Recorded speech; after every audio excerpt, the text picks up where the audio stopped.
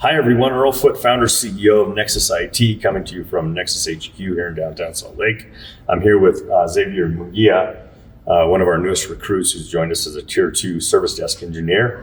I'm super happy to have Xavier on the team. A guy that I know is super into learning.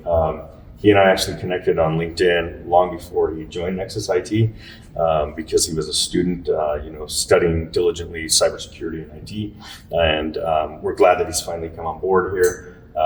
Xavier, do you want to tell everybody a little bit about yourself, maybe a little bit about your career so far, and something unconventional that we wouldn't know about you? Yeah, absolutely, Earl. Well, I am relatively new to the IT field. I focused a lot of my learning while I was in high school. I did college classes at Davis Tech. I did their IT and cybersecurity programs and graduated both of them while I was in high school, and then jumped straight into my career and have been loving it so far here at Nexus. A little bit about me: in my free time when I'm not on computers or doing anything like that, I love getting out, exploring nature by biking, hiking, backpacking, all the good stuff.